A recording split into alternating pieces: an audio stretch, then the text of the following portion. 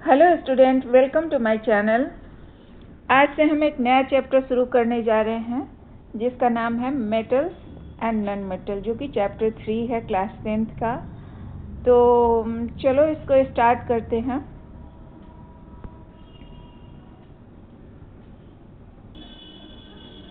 चलो तो देखते हैं कि इस चैप्टर में हम क्या क्या पढ़ेंगे। सबसे पहले तो हम पढ़ेंगे definition of metals and non metals, फिर हम पढ़ेंगे physical properties of metals and non metal, और उसमें कुछ एक्सेप्शन भी होंगे तो उस एक्सेप्शन को भी पढ़ेंगे जिससे कि क्वेश्चन एग्जाम में पूछे जाते हैं।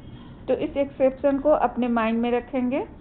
और difference in metals and non metals और केमिकल प्रॉपर्टीज ऑफ मेटल्स, तो इतने टॉपिक्स को हम कवर करेंगे इस लेक्चर में। तो चलो स्टार्ट करते हैं। सबसे पहले देखते हैं definition of metals and non metals.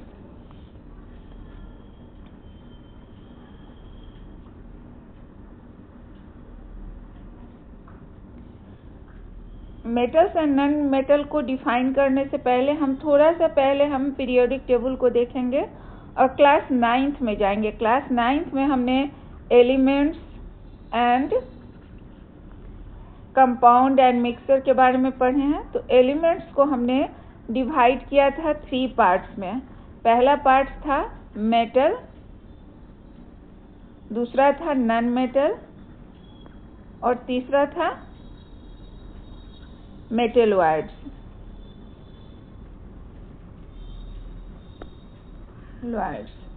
तो मेटेलॉइड्स के बारे में हमको इस चैप्टर में नहीं पढ़ना है, हमको सिर्फ पढ़ना है मेटल और नॉन मेटल के बारे में। तो आखिर किस आधार पे, किस बेस पे हमने पीरियोडिक टेबल में जो एलिमेंट्स को रिसर्च किया था या जो एलिमेंट हमें मिला है उसको हम मेटल एंड नॉन मेटल में डिवाइड करते हैं। तो चलो उसको देखेंगे। और पीरियोडिक टेबल को पहले देखते हैं कि अभी तक कितने एलिमेंट का रिसर्च हो चुका है और उसमें कितने मेटल हैं और कितने नॉन मेटल हैं।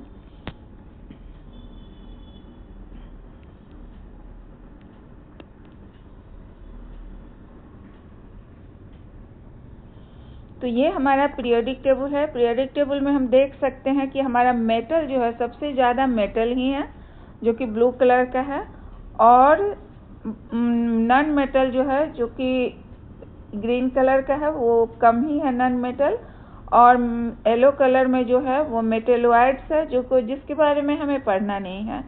तो देख रहे हैं कि पीरियोडिक टेबल में सबसे ज़्यादा मेटल्स की ही संख्या है। तो कितने मेटल्स अभी तक हम लोग पढ़ चुके हैं, मतलब रिसर्च हो चुका है, कितने मेटल हमारे पीरियोडिक टेबल में दिए गए हैं, इसको हम थोड़ा देखते हैं कि टोटल एलिमेंट हमारे 118 है। उसमें से मेटल जो है वो 91 है, नॉन मेटल 17 है और मेटेलॉइड्स 10 है।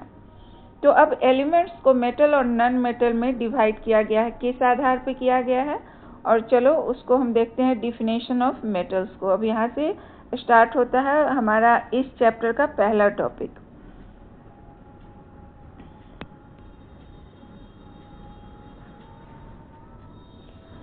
Metals are elements which are electropositive, means form positive ions, loss electrons to get stability to complete their octet. We can understand it as, तो कहने का मतलब है कि मेटल्स जो होता है इलेक्ट्रोपॉजिटिव होता है। कहने का मतलब कि मेटल जो भी है वो इलेक्ट्रॉन को लॉस करता है और पॉजिटिव आयन फॉर्म करता है, इसलिए हमें इसे इलेक्ट्रोपॉजिटिव कहते हैं। आखिर क्यों ये इलेक्ट्रॉन को बाहर निकालता है? इसलिए कि जैसा कि तुम जानते हो कि 8 नोबल गैस है जो कि काफ़ी स्टेबल कहा गया है। तो जितने भी नोबल गैस होते हैं उसके आउटर मोस्ट ऑर्बिट में 8 इलेक्ट्रॉन होते हैं और वो स्टेबल होते हैं। तो जो भी एलिमेंट होता है वो इस स्टेबिलिटी को प्राप्त करने के लिए आउटर मोस्ट ऑर्बिट में 8 इलेक्ट्रॉन को प्राप्त करने के लिए कोशिश करता है। तो जब यहाँ पे हम इसके कॉन्फ़िगरेशन को देख सकते हैं,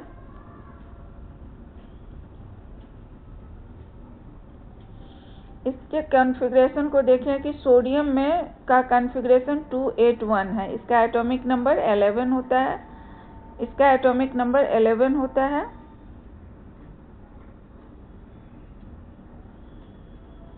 तो 281 है, तो अगर ये अपना एक इलेक्ट्रॉन लॉस कर देता है तो इसकी कॉन्फ़िगरेशन हो जाती है 2 और 8। तो ये स्टेबिलिटी ऑक्टेट रूल को फॉलो करता है, 8 इलेक्ट्रॉन आउटर मोस्ट ऑर्बिट में हो जाता है तो ये स्टेबल हो जाता है। इसी तरह कैल्शियम है जिसका कि एटॉमिक नंबर होता है 20, तो इसका इलेक्ट्रॉनिक कॉन्फ़िगरेशन है 2882। तो अगर ये 2 इलेक्ट्रॉन को लॉस कर देता है तो 288 होता है। इस तरह इसके आउटर मोस्ट ऑर्बिट में 8 इलेक्ट्रॉन हो जाता है और ये स्टेबल हो जाता है। तो इस तरह से मेटल जो होते हैं उसके आउटर मोस्ट ऑर्बिट में या तो 1 इलेक्ट्रॉन होंगे या फिर 2 इलेक्ट्रॉन होंगे या फिर 3 इलेक्ट्रॉन होंगे, और वो इसको लॉस करके पॉजिटिव आयन फॉर्म करता है और अपने आउटर मोस्ट ऑर्बिट में 8 इलेक्ट्रॉन कर लेता है, जिससे कि वो स्टेबल हो जाता है। तो यहाँ तक हम समझ गए कि किस आधार पर जो है सो हम कुछ एलिमेंट्स को मेटल में रखते हैं। अब इसके हम फिजिकल प्रॉपर्टीज़ को देखते हैं कि मेटल की क्या क्या फिजिकल प्रॉपर्टीज होती है।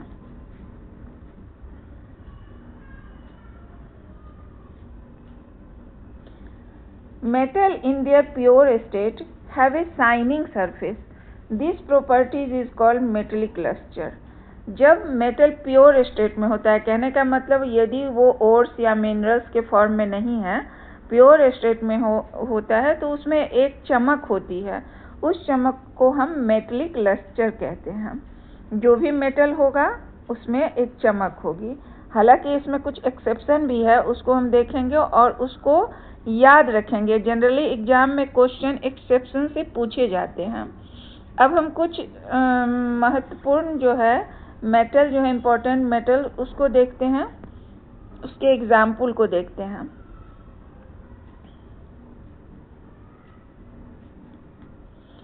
ये मेटल है, आयरन है, ये कॉपर है, एल्यूमिनियम है, जिंक है, सिल्वर है एंड गोल्ड है। ये सब मेटल हैं, कुछ इम्पोर्टेंट मेटल हैं जिसके एग्जाम्पल को यहाँ दिया गया है।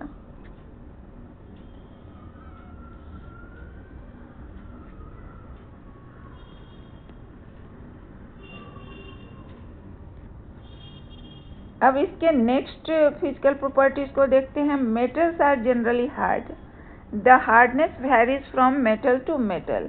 मेटल जनरली हार्ड होता है, लेकिन ये हार्डनेस जो है मेटल टू मेटल वेरी कर सकता है। ऐसा नहीं है कि जो एक मेटल जितना हार्ड होगा दूसरा मेटल भी उतना ही हार्ड होगा, वो हम आगे देखेंगे।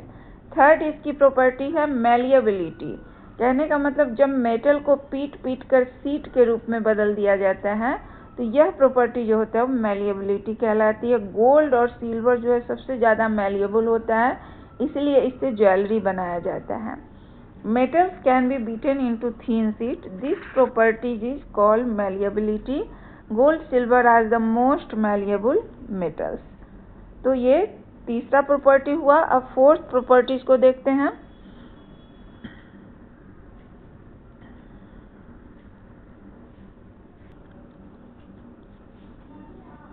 अब फोर्थ प्रॉपर्टीज को देखते हैं। फोर्थ प्रॉपर्टीज क्या कहता है? Metals have the ability to drawn into thin wire. पतले तार के रूप में उसे बनाया जा सकता है। This properties is called ductility. Gold is the most ductile metal.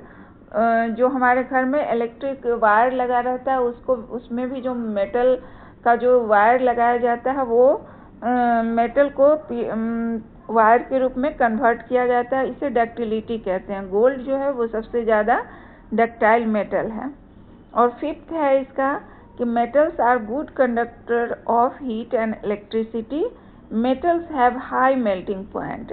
जब हम किसी रॉड को, जैसे लोहे का रॉड होता है, उसको हम गर्म करते हैं तो हम क्या देखते हैं, तुरंत ही वो दूसरे, जब मेरे जिस हाथ से हम पकड़े रहते हैं वो भी गर्म हो जाता है वहाँ पे, इसलिए कि वो बहुत गुड कंडक्टर ऑफ हीट होता है और हीट तुरंत उसमें ट्रांसफ़र होता है। सिक्स प्रॉपर्टी जो है, metals produce a sound on striking a hard surface are said to be sonorous.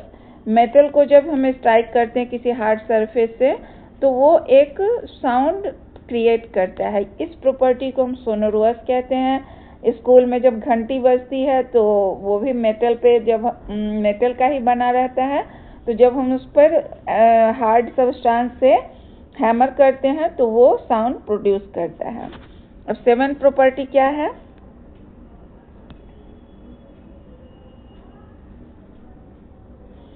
Seventh property है metals are solid at room temperature except mercury which is liquid.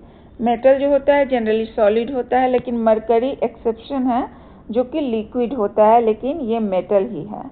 अब हम next topic definition of non metal की ओर बढ़ते हैं। जिस तरह से हमने देखा कि मेटल इलेक्ट्रोपॉजिटिव होता है, लेकिन नॉन मेटल जो होता है इलेक्ट्रोनेगेटिव होता है। कहने का मतलब कि वो इलेक्ट्रॉन को गेन करके निगेटिव आयन प्रोड्यूस करता है, देता है, तो और ऑक्टेट प्राप्त करता है और स्टेबिलिटी को मेंटेन करता है। तो हम इसके लिए क्लोरीन के एग्जाम्पल को लेते हैं और देखते हैं कि ऐसा क्यों होता है। क्लोरीन का एटॉमिक नंबर होता है 17, इसका इलेक्ट्रॉनिक कॉन्फ़िगरेशन ये है। तो हम देखते हैं इसके आउटर मोस्ट ऑर्बिट में जो है 7 इलेक्ट्रॉन है। तो अगर ये 7 को तो लॉस नहीं कर सकता है, तो ये एक इलेक्ट्रॉन को गेन कर लेता है, जिससे इसका इलेक्ट्रॉनिक कॉन्फ़िगरेशन क्या हो जाता है 2 8 8 हो जाता है। तो 8 आउटर मोस्ट ऑर्बिट में रहने की वजह से ये स्टेबल हो जाता है। इसी तरह ऑक्सीजन का जो है एटॉमिक नंबर होता है 8 और इसका कॉन्फ़िगरेशन होता है 2 6, और जब ये 2 इलेक्ट्रॉन को गेन कर लेता है तो ये 2 8 हो जाता है। इस तरह इसके आउटर मोस्ट ऑर्बिट में 8 इलेक्ट्रॉन हो जाता है और एक स्टेबल हो जाता है। इस तरह हम देखते हैं कि नॉन मेटल जो होता है वो इलेक्ट्रॉन को गेन करता है और इलेक्ट्रोनेगेटिव होता है और नेगेटिव आयन प्रोड्यूस करता है। कुछ एग्जाम्पल्स हैं नॉन मेटल के: carbon, sulphur, iodine, oxygen and hydrogen etc। ये सब जो हैं हमारे नॉन मेटल के एग्जाम्पल हैं।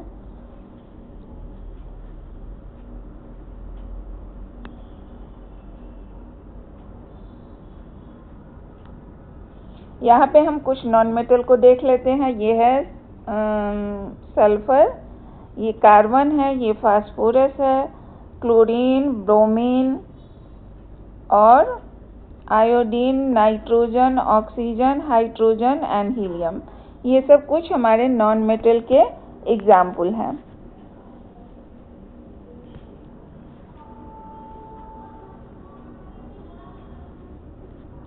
अब इसकी फिजिकल प्रॉपर्टीज को देख लेते हैं।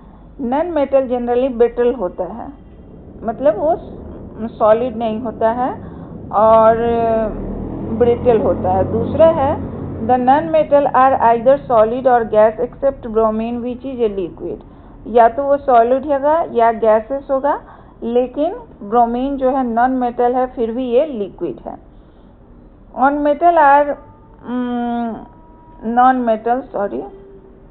Metals are bad conductor of heat and electricity. Non metal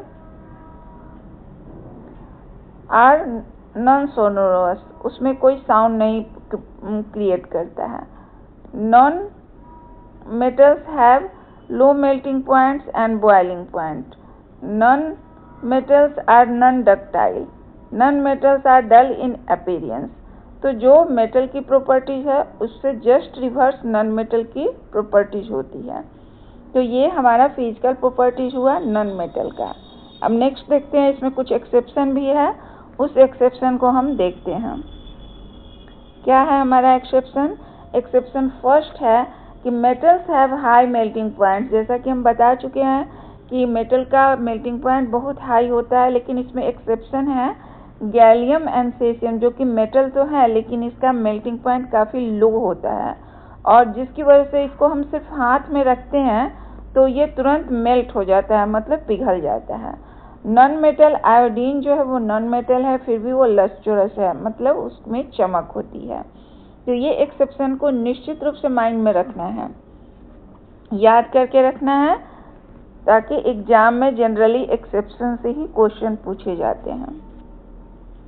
metals है, metals are hard but alkali Metals such as sodium and lithium are so soft can be cut with knife. They have low densities and low melting point. Metals generally hard होते हैं, लेकिन इसमें exception है कि sodium और lithium जो कि alkali metal हैं काफ़ी सॉफ्ट होते हैं, उसे हम नाइफ से भी कट कर सकते हैं। इसकी डेंसिटी लो होती है और मेल्टिंग पॉइंट भी लो होती है। दूसरा है कार्बन। कार्बन एक नॉन मेटल है, लेकिन ये ब्रिटल है और लो melting points and boiling point रखता है और बैड कंडक्टर ऑफ इलेक्ट्रिसिटी होता है। जनरली नॉन मेटल के बारे में ऐसा कहा गया है, लेकिन कार्बन के केस में ये एक्सेप्शन है, क्योंकि कार्बन डिफरेंट फॉर्म में पाया जाता है, जिसे हम एलोट्रॉप कहते हैं। उसका फर्स्ट है डायमंड, जो कि हार्डेस्ट नेचुरल सब्सटेंस है और high melting and boiling point रखता है, जबकि ये नॉन मेटल जो है सो low melting point boiling point रखता है और ब्रिटल होता है। लेकिन डायमंड जो होता है वो हार्डेस्ट नेचुरल सब्सटेंस है, ठीक है, और high melting point and boiling point रखता है, इसलिए ये एक्सेप्शन है नॉन मेटल में। और ग्रेफाइट के बारे में देखते हैं। ग्रेफाइट है, ग्रेफाइट के बारे में देखते हैं कि an allotrope of carbon is good conductor of electricity, जबकि कहा गया है कि non metal bad conductor of heat and electricity होता है, लेकिन ये एक्सेप्शन है कि ग्रेफाइट नॉन मेटल होते हुए भी गुड कंडक्टर ऑफ इलेक्ट्रिसिटी है। मरकरी लिक्विड है, जबकि यह मेटल है, जबकि सॉलिड होना चाहिए। मेटल तो सॉलिड होता है, लेकिन मरकरी मेटल होते हुए भी लिक्विड है। Bromine generally non metal gas या सॉलिड होता है, लेकिन ब्रोमीन जो है नॉन मेटल होते हुए भी लिक्विड है। तो यहाँ तक हम एक्सेप्शन को देख लिए हैं।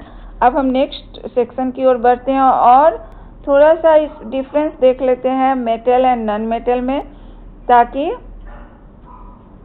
हमें याद रहे। पहला तो कुछ हम एग्जाम्पल देख लेते हैं मेटल्स का।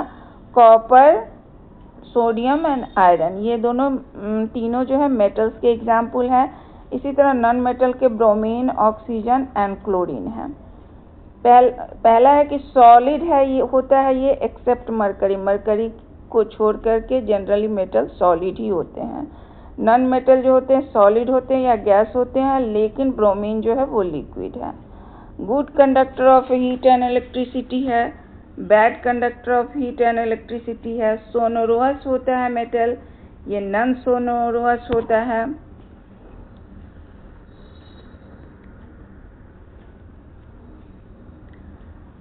ये डक्टाइल होता है, ये नॉन डक्टाइल होता है। मेटल जो होता है मैलिएबल होता है, ये नॉन मैलिएबल होता है। हाई डेंसिटी लो डेंसिटी रखता है नॉन मेटल। इसी तरह मेटल का high melting and boiling point होता है, नॉन मेटल का low melting and boiling point होता है। मेटल का शाइनी इन अपीयरेंस और नॉन मेटल डल अपीयरेंस होता है। तो इतने पॉइंट्स को हम माइंड में रखेंगे कि मेटल एंड नॉन मेटल में क्या अंतर होता है। अब नेक्स्ट हम सिर्फ फिजिकल प्रॉपर्टीज़ के आधार पे मेटल और नॉन मेटल को डिफ्रेंशिएट नहीं कर सकते, और उसके लिए हमें केमिकल प्रॉपर्टीज़ पे को स्टडी करना पड़ेगा, जिससे हमारा क्लियर बन जाएगा कि कौन सा मेटल है और कौन नॉन मेटल है। तो इसका पहला जो केमिकल प्रॉपर्टीज़ है कि मेटल जब ऑक्सीजन से रिएक्ट करता है तो वो मेटल ऑक्साइड देता है, लेकिन but all metal do not react in same manner. Different metal show different reactivity towards oxygen, इसलिए कि सभी मेटल का जो रिएक्टिविटी होता है वो अलग अलग होता है, इसलिए सभी मेटल अलग अलग तरह से ऑक्सीजन के साथ रिएक्ट करके मेटल ऑक्साइड देते हैं। इसमें सबसे पहले सोडियम और पोटासियम को देखते हैं। सोडियम और पोटासियम जो है वो मोस्ट रिएक्टिव एलिमेंट होते हैं। Metal potassium and sodium react vigorously, बहुत ही तेज़ी से रिएक्ट करता है, आग पकड़ लेता है यदि उसे ओपन में रखा जाता है। अगर खुले में रखा जाता है तो इतना ज़्यादा रिएक्टिव होता है कि हमारे इन्वायरमेंट में प्रेजेंट एयर में जो ऑक्सीजन होता है उसे रिएक्ट करके और कैच फायर, आग लग जाती है। इसीलिए to protect them, to prevent accidental fire, they are kept immersed in kerosene oil.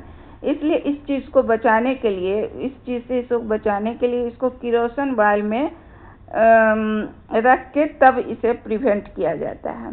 इसका रिएक्शन क्या है, 4K+O2 K2O पोटासियम ऑक्साइड देता है, सोडियम ऑक्साइड देता है 4Na+O2। जो जान गया कि हम सोडियम और पोटासियम जो है सबसे ज़्यादा रिएक्टिव होता है। और नेक्स्ट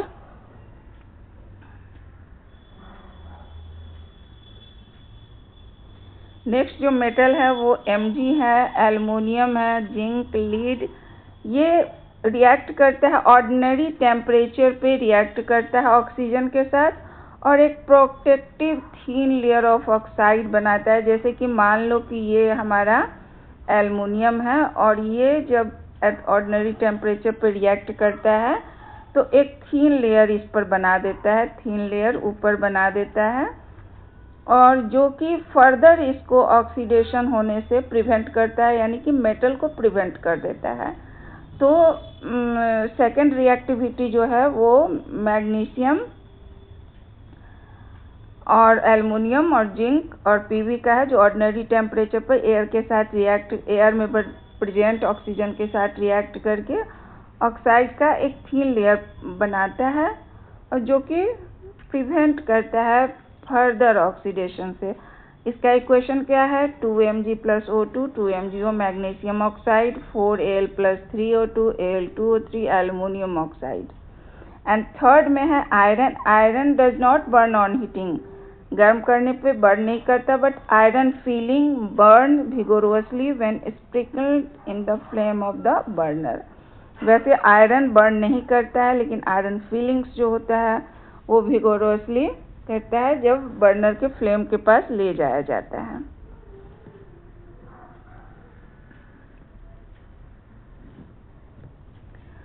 अब नेक्स्ट है copper does not burn but the hot metal is coated with A black coloured layer of copper oxide. कह रहा है कि कॉपर की रिएक्टिविटी उतनी ज़्यादा नहीं होती है क्योंकि कॉपर बर्न करने, लेकिन जब उसको बर्न नहीं करता है लेकिन वो एक ब्लैक कलर्ड लेयर से कॉपर ऑक्साइड बन जाता है, मेटल पे लेयर बन जाता है। मान लो कि ये कॉपर का कोई रॉड है तो इस पे ब्लैक कलर का बन जाता है, ऊपर में ब्लैक कलर का लेयर बन जाता है कॉपर ऑक्साइड का, जो हमारा रिएक्शन है 2Cu+O2 2CuO। नेक्स्ट सिल्वर है। Silver Ag do not react with oxygen even at high temperature. High temperature पर ये बिल्कुल रिएक्ट नहीं करता है। तो यहाँ तक हम देख लिए कि ऑक्सीजन के साथ मेटल कैसे रिएक्ट करता है, और कहना है कि मेटल ऑक्साइड जनरली जो होता है वो बेसिक नेचर का होता है, लेकिन इसमें कुछ एक्सेप्शन है। इसको हम पढ़ते हैं, एम्फोटेरिक ऑक्साइड के बारे में पढ़ेंगे।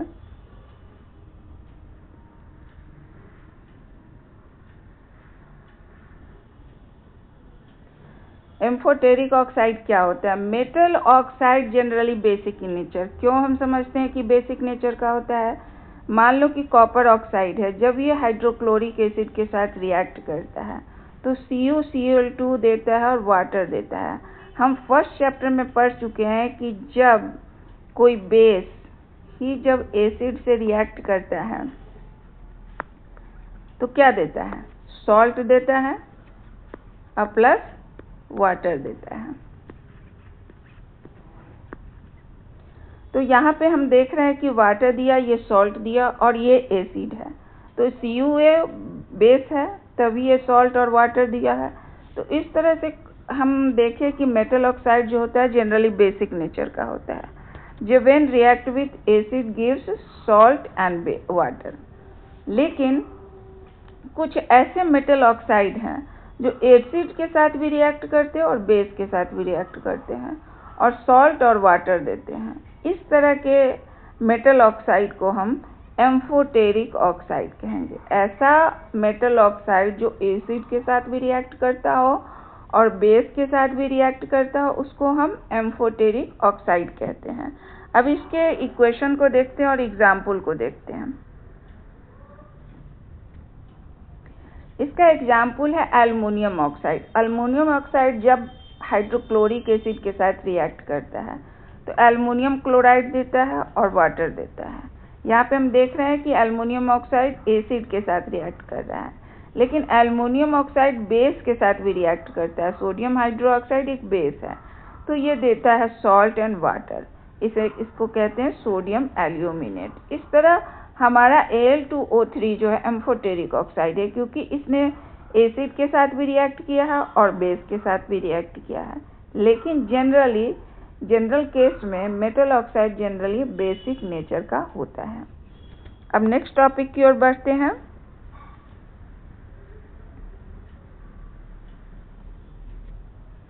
मेटल ऑक्साइड जो होता है इनसॉल्युबल इन वाटर, वाटर में सॉल्युबल नहीं होता है, but some of this dissolve in water to form alkalis. लेकिन कुछ ऐसे मेटल ऑक्साइड हैं जो कि वाटर में डिजॉल्व कर जाते हैं और एल्केलीज देते हैं, जैसे कि सोडियम ऑक्साइड वाटर से रिएक्ट करके सोडियम हाइड्रोक्साइड देते हैं, और पोटासियम ऑक्साइड जो है वाटर के साथ रिएक्ट करके पोटासियम हाइड्रोक्साइड देते हैं। तो इस तरह से हम देख लिए कि ये एल्केलीज बनाते हैं, इसे हम एल्केलीज कहेंगे।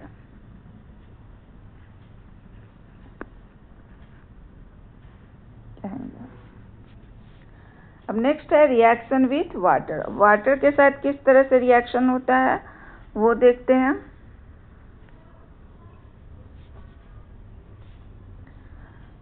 मेटल जब वाटर के साथ रिएक्ट करता है या तो मेटल ऑक्साइड देता है या मेटल हाइड्रोक्साइड देता है और प्लस हाइड्रोजन देता है। इसे हमको याद रखना है।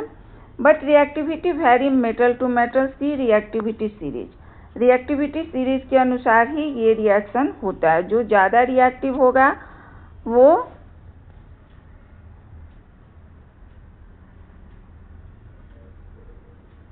देख लेते हैं हम रिएक्टिविटी सीरीज को। रिएक्टिविटी सीरीज में जैसे जैसे हम नीचे की ओर आते हैं, तो हमारा रिएक्टिविटी डिक्रीज करता है। Reactivity decrease as we move top to bottom. ऊपर में सबसे मोस्ट रिएक्टिव है, नीचे में लिस्ट रिएक्टिव है। तो पहले सबसे ज़्यादा रिएक्टिव पोटासियम है, सोडियम है, calcium, magnesium, aluminium, zinc, Fe, Pb, H, उसके बाद Cu, Hg,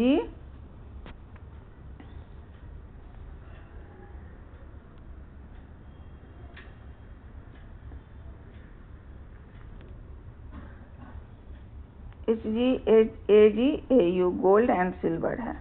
तो पोटासियम एंड सोडियम हमने देखा कि काफ़ी रिएक्टिव है, तो ये वायलेंटली रिएक्ट करता है कोल्ड वाटर के साथ। नेचुरल सी बात है, वो बहुत ज़्यादा रिएक्टिव है तो कोल्ड वाटर के साथ भी रिएक्ट कर जाता है। यहाँ पे हमने देखा कोल्ड वाटर के साथ रिएक्ट कर जाता है। The reaction is so violent and exothermic that the evolve hydrogen immediately catch fire. ये इतना ज़्यादा वायलेंट होता है और इतनी ज़्यादा एनर्जी इसमें से निकलती है कि तुरंत आग पकड़ लेता है। और क्या रिएक्शन होता है वो देखते हैं। पोटासियम है वाटर के साथ रिएक्ट करके कोल्ड वाटर के साथ ही रिएक्ट कर जाता है और KOH बनता है, H2 और हीट एनर्जी निकलता है। इसी तरह Na जो है वो रिएक्ट करके H2O के साथ NaOH, H2 and heat energy निकलता है। लेकिन कैल्शियम इससे थोड़ा सा कम रिएक्टिव है। The reaction of calcium less violent, the heat evolved not sufficient for the hydrogen to catch fire. Heat तो निकलती है लेकिन इतनी हीट नहीं निकलती है जो आग लग जाए, कैच फायर कर सके, क्योंकि कैल्शियम नेचुरली सोडियम और पोटासियम से कम रिएक्टिव है। तो ये वाटर के साथ रिएक्ट करके कैल्शियम हाइड्रोक्साइड देता है और हाइड्रोजन देता है। नेक्स्ट है मैग्नीशियम। मैग्नीशियम जो है वो हॉट वाटर के साथ रिएक्ट करता है, क्योंकि जैसे जैसे हम नीचे की ओर आ रहे हैं हमारी रिएक्टिविटी डिक्रीज कर रही है। तो magnesium reacts with hot water, it start floating due to the bubbles of hydrogen gas sticking on its surface. जो बबल्स निकलते हैं हाइड्रोजन गैस के वो मैग्नीशियम मेटल के नीचे चिपक जाते हैं, जिससे वो फ्लोट करने लगता है, तैरने लगता है और ये हॉट वाटर से रिएक्ट करता है। MgH2O से रिएक्ट किया, MgOH2 मैग्नीशियम हाइड्रोक्साइड बनाया और हाइड्रोजन बनाया। लेकिन उससे नीचे जो है वो और भी लेस रिएक्टिव है, तो ये स्टीम से रिएक्ट करता है। स्टीम से रिएक्ट करने के बाद ये Al2O3 एंड 3H2 देता है।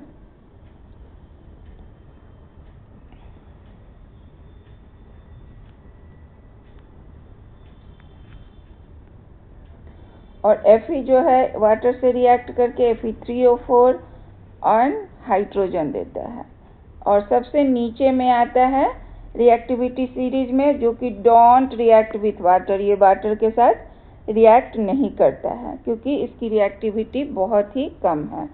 अब नेक्स्ट देखते हैं रिएक्शन विथ एसिड। एसिड के साथ मेटल कैसे रिएक्ट करता है।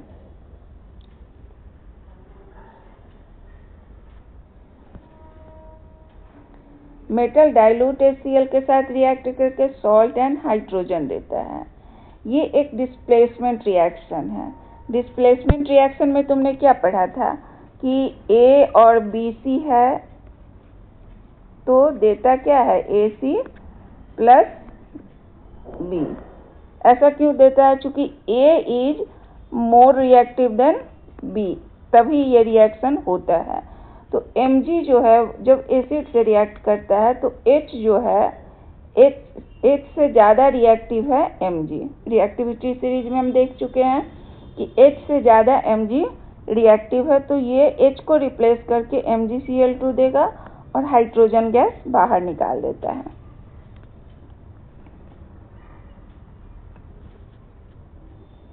इसी तरह एल्युमिनियम भी हाइड्रोजन से ज़्यादा रिएक्टिव है, तो वो हाइड्रोजन को रिप्लेस करके एल्युमिनियम क्लोराइड देता है और हाइड्रोजन को बाहर निकालता है। इसी तरह जेडन भी हाइड्रोजन से ज़्यादा रिएक्टिव है, तो ये ZnCl2 बनाता है और हाइड्रोजन बनाता है।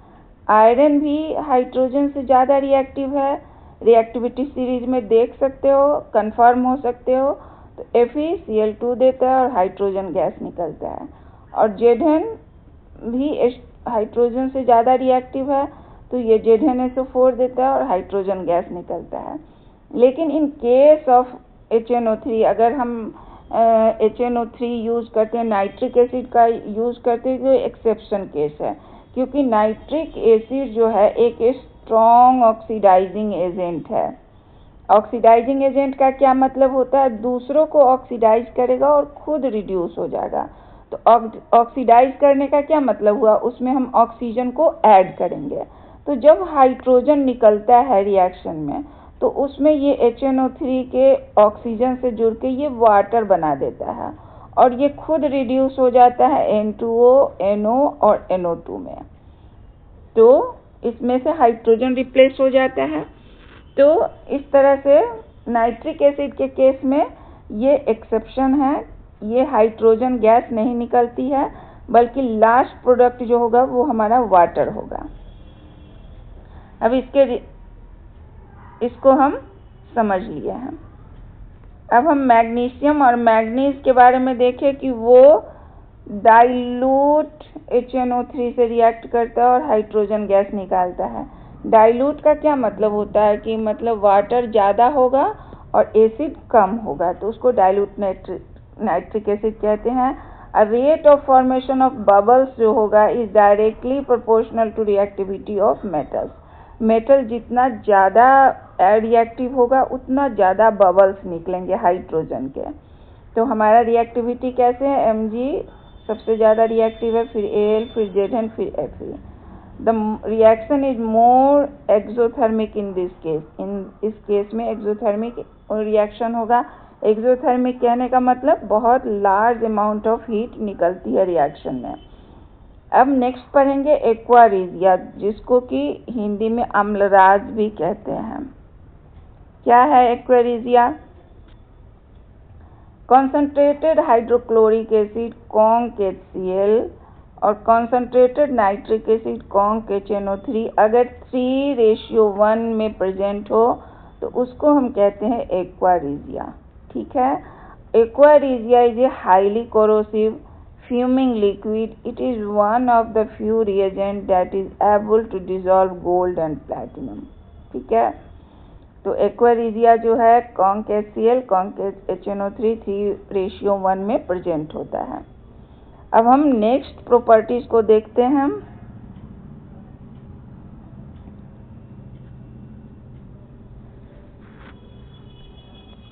Reaction of metal with other metal salt, ये भी एक डिस्प्लेसमेंट रिएक्शन है।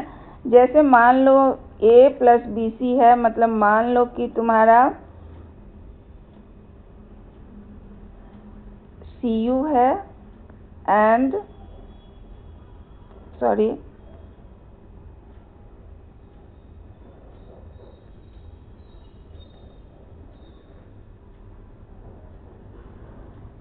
Fe है और CuSO4 है, तो बनता है FeSO4 और प्लस Cu। तो ये भी एक डिस्प्लेसमेंट रिएक्शन है। चूँकि Fe जो है वो मोर रिएक्टिव है Cu से, तो इसे रिप्लेस कर देता है और FeSO4 बनाता है। इसका पेल ग्रीन कलर होता है और इसका जो है वो ब्लू कलर होता है। तो जब मेटल किसी दूसरे मेटल सॉल्ट के साथ रिएक्ट करता है, तो जो मेटल मोर रिएक्टिव होता है वो लेस रिएक्टिव मेटल को उसके सॉल्ट से रिप्लेस कर देता है। इसको हम फर्स्ट चैप्टर में भी बहुत डिटेल में पढ़ चुके हैं। अगर तुम लोगों ने उस वीडियो को नहीं देखा है तो उस वीडियो को जाके देखो, तो तुम्हारा कॉन्सेप्ट और क्लियर हो जाएगा। तो चलो अब एग्जाम्पल को देखते हैं और एक्सपेरिमेंट को भी देखते हैं। यहाँ पे आयरन नेल रखा गया है, यानी कि Fe है, और ये जो इसमें सॉल्ट है वो कॉपर सल्फेट का है, CuSO4 का है। तो डिस्प्लेसमेंट रिएक्शन होता है और कुछ देर के बाद देखा जाता है कि ये सॉल्यूशन जो है वो चेंज कर गया है। पहले ये ब्लू कलर का था और बाद में ये पेल ग्रीन हो गया। और दूसरा बात है कि पहले ये आयरन नेल इस प्रकार का था और बाद में इस टाइप का ब्राउन हो गया, क्योंकि उसमें से जो कॉपर निकला वो कॉपर इस पे जा करके लेयर बना देता है, इसीलिए आयरन नेल का कलर जो है वो ब्राउन हो जाता है। तो इस एक्सपेरिमेंट के द्वारा भी हम डिस्प्लेसमेंट रिएक्शन को समझ लिए और किस तरह से ये reaction less reactive element metal को उसके सॉल्ट से मोर रिएक्टिव मेटल जो है रिप्लेस करता है, वो इस तरह से रिएक्शन होता है।